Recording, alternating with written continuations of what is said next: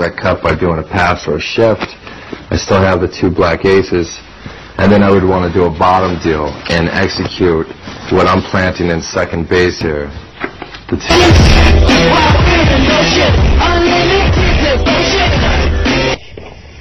Leaving the card in the card box, it's just a statistical advantage that you would have if you had access to the deck of cards before you'd play. You would know that that card would be out of play, and everybody would think that that card would be in play. That turns out to be a statistical advantage. Locating the card by glimpsing the card, and then you can obtain that card to the bottom by stacking. So then you would want to do a fall shuffle and retain that order. And then you would essentially do a cut. You would want to counter the cut, and then you would want to execute a trick deal. This would be a bottom deal.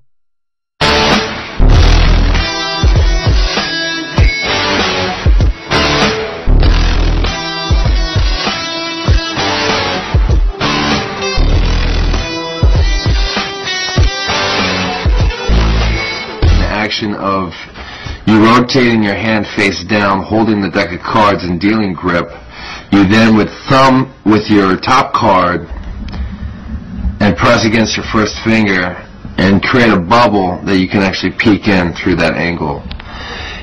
This is done, of course, in the timing of you checking out your whole card. So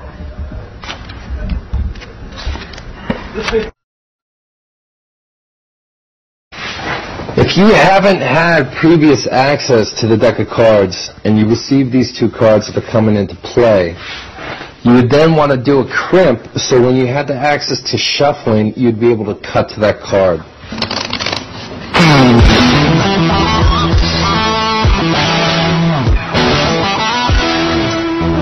Okay, so in regards to crimping the cards, ideal circumstances would be that you would have access to the deck of cards before you'd play the poker game, which means that you can gimmick the deck, and when you have the access to shuffling the cards, you can cut to the cards by crimping the cards. That's what this method of locating the cards would be, which of course is the first principle.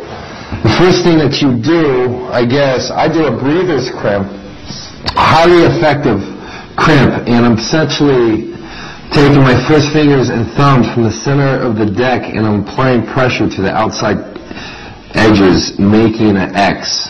So if I do it with it being face up, the card would be convex. There would be a convex card breather's crimp, which means that if it was in the deck, I'd be able to cut to that card, and since it was convex, or concave, forgive me, it would come to the top. Now, if I take that ace and turn it face down and apply the pressure into the outside edges, I would essentially be able to cut that card to the bottom of the deck.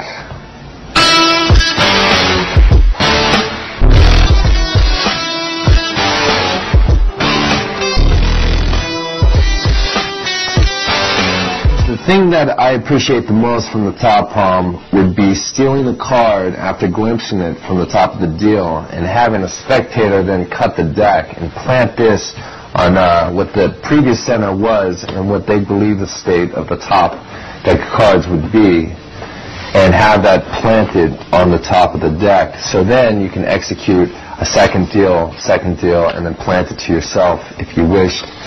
So how the method of the mechanics of this works is as your right hand would come in and connect with the deck, which is in your left hand in mechanics grip, your pinky is going to be connecting to the outer corner as your hand would be closing from face up to face down. And in this action, your thumb is going to be pushing over that top card, and you're making enough room for you to apply pressure on that outside corner to go and stick this in your hand, and you can thin this out and actually pull it back with this middle finger. And then you would have it palm. You can plant this off your body if you want to exchange it in and out of play later. It's just a card control technique.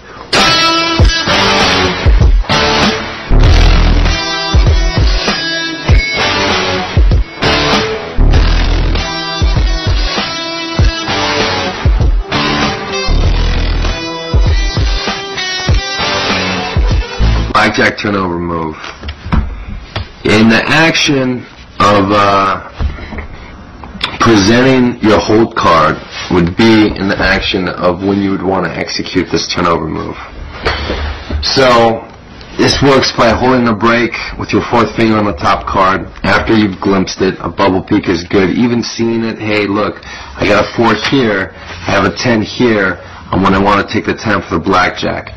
So after I look at it, I would announce blackjack, and in the action of turning it over, I have a fourth finger break on the top card.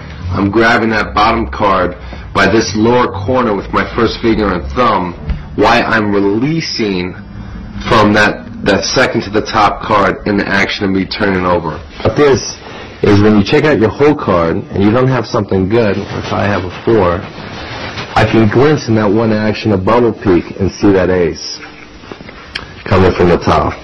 And then in the action of turning and saying, hey, I have blackjack, I just execute the sleight, and that's how it goes down.